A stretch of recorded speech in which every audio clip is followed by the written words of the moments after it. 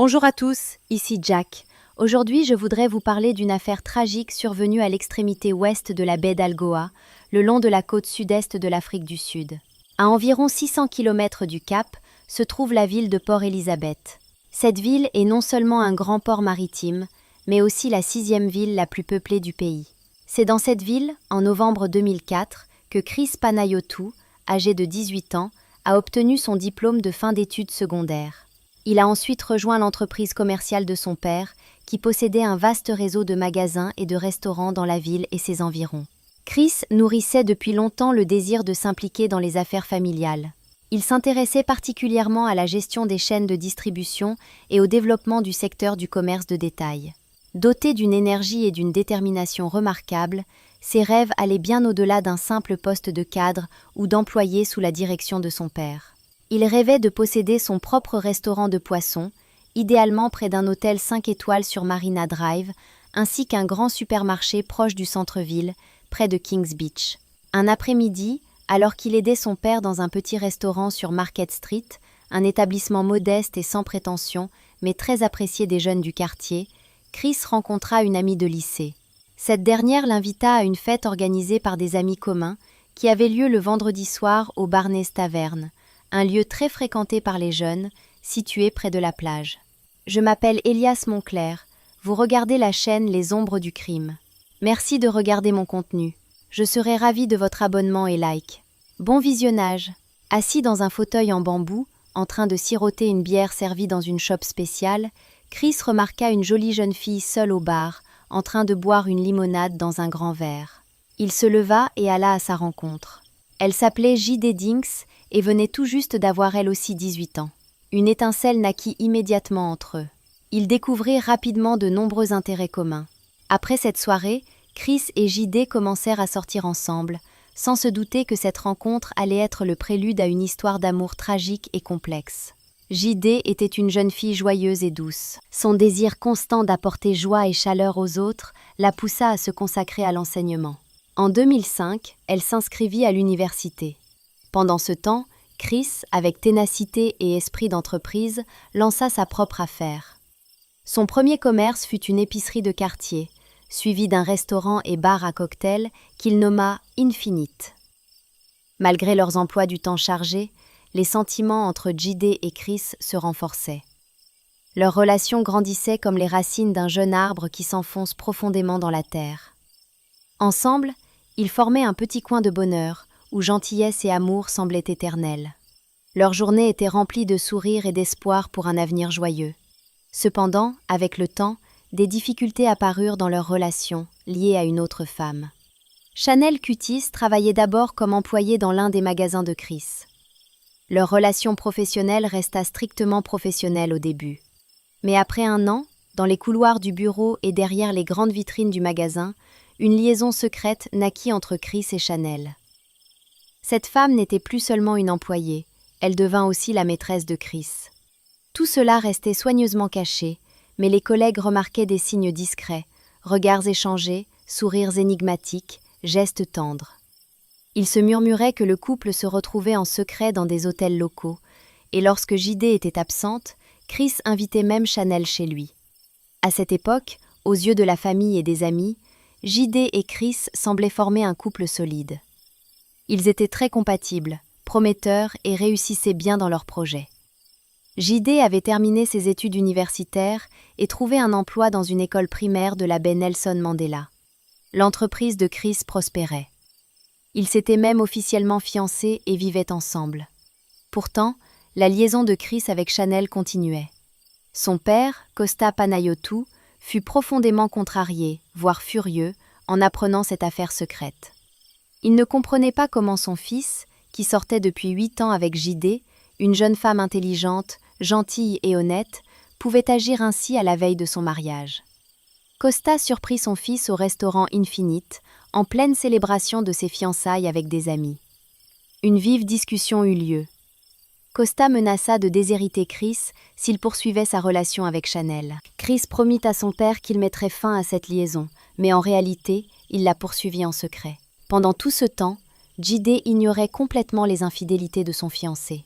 C'est ainsi que Chris et Jide se marièrent en 2012, sans que Jide sache ce qui se passait réellement. Peu de temps après, Jide reçut une invitation pour travailler au collège Rebecca. Chris, dépensant beaucoup d'argent pour soutenir 2 femmes, porta un premier coup à son entreprise. Ses finances chutèrent considérablement. Les cadeaux coûteux offerts à sa maîtresse, les dépenses pour des chambres d'hôtel luxueuses et autres plaisirs ne firent qu'aggraver la situation, sans contribuer à la rentabilité de son affaire. Au cours des 3 années suivantes, Chris s'éloigna de plus en plus de sa femme, poursuivant sa liaison secrète. Ainsi, il détruisit peu à peu son entreprise et sa famille. Jide ressentait une profonde solitude, sentant que Chris la reléguait au second plan, sans lui accorder d'attention. Elle confia à ses amis un lourd sentiment de déception dans son mariage. Tous ses efforts pour restaurer l'harmonie passée demeuraient vains. En septembre 2014, Jide comprit qu'elle était au bord d'un effondrement nerveux. Le 21 septembre, elle décida de s'adresser à elle-même en écrivant une lettre dans laquelle elle partageait ses sentiments profonds. Dans cette lettre, Jide exprimait clairement son désir d'être aimée et d'avoir un mariage normal. Elle y dévoilait ses émotions, son besoin d'être aimée par son mari, ainsi que son aspiration à une relation proche, chaleureuse et soutenante.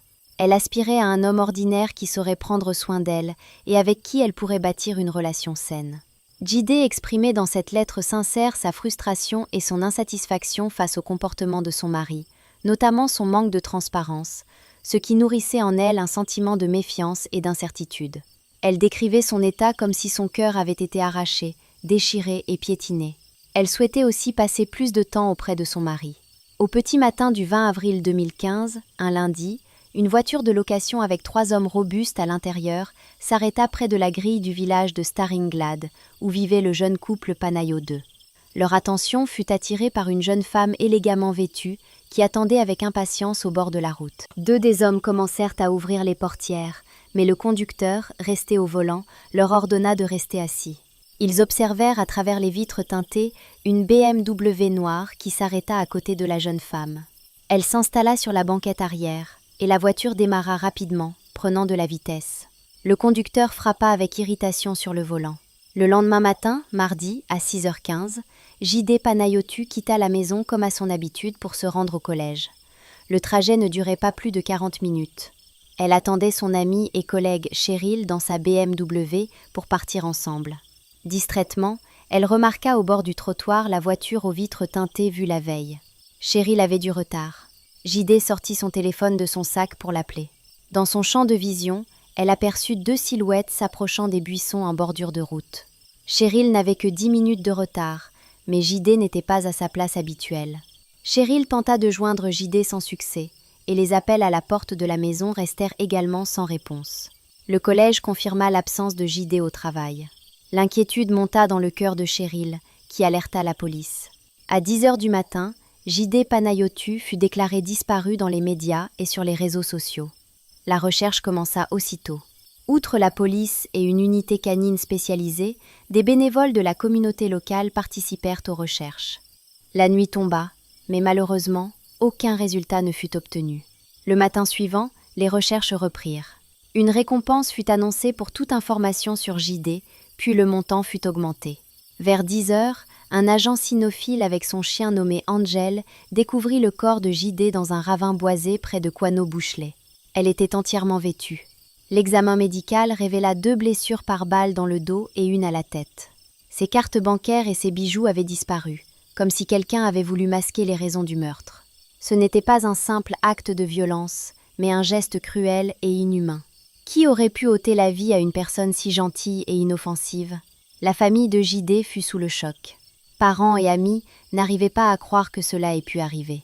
Les étudiants et collègues de Jide étaient également en deuil. La douleur de cette tragédie terrible se répandit comme des vagues sur l'océan, loin à travers tout le pays. Les réseaux sociaux s'emplirent de tristesse et d'incompréhension. Qui pouvait être l'auteur d'un crime aussi abject et insensé ? Le 22 octobre, la famille de Jide organisa une cérémonie commémorative à l'église catholique et des funérailles auxquelles assistèrent un nombre incroyable d'habitants de Port-Elizabeth. La mort tragique et absurde de cette jeune femme toucha profondément les citoyens, qui ressentirent douleur et compassion. Parmi la famille et les amis présents se trouvaient aussi les étudiants et collègues de Jide, venus rendre hommage et pleurer la jeune enseignante. Mais en plus des proches, le cimetière de la ville fut fréquenté par des agents du service de police sud-africain, dont l'attention fut attirée par le comportement étrange du mari de la défunte, Chris. Le chagrin du jeune homme d'affaires semblait plutôt fin. Ce qui surprit le plus l'équipe d'enquête fut le discours d'adieu manifestement mis en scène du veuf. En vérifiant le texte sur Internet, la police découvrit une ressemblance étonnante avec une dédicace de Charles Atkins à sa défunte épouse. Ce n'était pas une preuve directe, mais les enquêteurs soupçonnaient l'implication de Chris Panayiotou dans la mort tragique de sa femme. Ils décidèrent de le surveiller de près. Plusieurs autres faits suspects pointaient vers la participation de Chris au meurtre. À la veille des funérailles, sur un signalement d'agents spéciaux, la police arrêta un certain Laton de Son, qui travaillait comme agent de sécurité dans la boîte de nuit de Chris Panayiotou. L'homme déclara que Chris l'avait contacté pour engager des tueurs pour sa femme et que lui, Laton, avait trouvé 3 amis pour cette mission. La police apprit aussi que, le jour du meurtre, quelqu'un avait tenté d'utiliser 2 fois les cartes bancaires de JD. En examinant les enregistrements des caméras de surveillance des banques, les enquêteurs identifièrent 2 hommes que Laton reconnut comme les tueurs engagés. Laton coopéra activement avec la justice. Les autorités décidèrent de le libérer sous condition qu'il poursuive la collecte de preuves et obtienne la confession de Chris. En suivant les instructions de la police, Laton appela Chris et l'invita à une conversation confidentielle qui fut enregistrée. Lors de cet échange, Panayiotou se trahit complètement, ce qui permit à l'enquête de procéder à son arrestation dans la nuit, 2 heures après l'appel téléphonique avec Laton. Sur la base du témoignage détaillé du suspect, 3 autres complices furent arrêtés. L'ensemble des faits permit de reconstituer précisément le crime, minute par minute.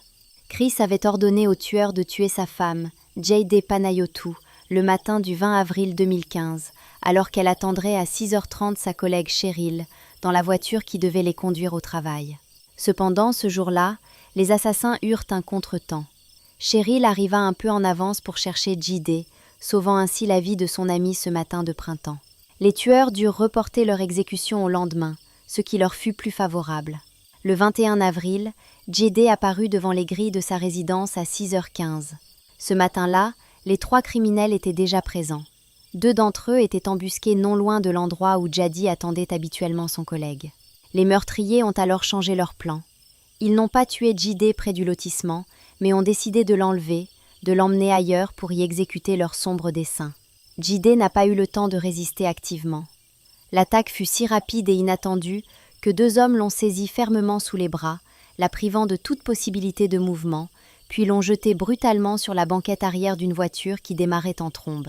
La jeune femme était tellement choquée qu'elle n'a ni crié ni résisté. Les 2 ravisseurs étaient assis de chaque côté d'elle, l'empêchant de sortir du véhicule en pleine vitesse. J.D. a tenté d'offrir de l'argent aux criminels, mais ils avaient d'autres intentions.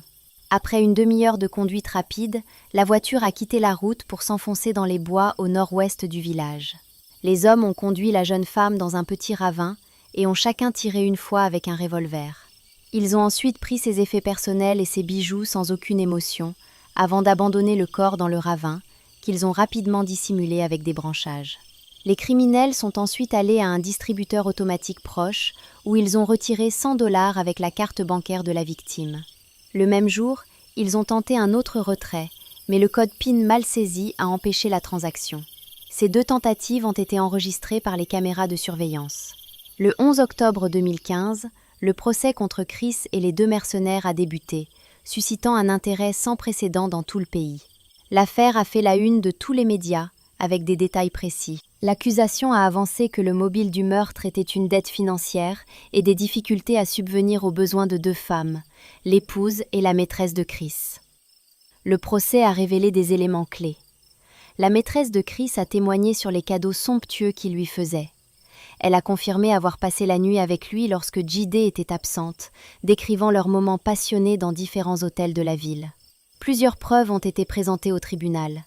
Des enregistrements d'appels entre les tueurs à gages et un videur du club, des vidéos du distributeur automatique confirmant les retraits, les coordonnées GPS du lieu où la voiture avait été cachée, ainsi que d'autres éléments incriminant les accusés. Le tribunal a aussi examiné la situation financière difficile de Chris, qui peinait à subvenir aux besoins des 2 femmes, ce qui constituait un motif pour éliminer l'une d'elles.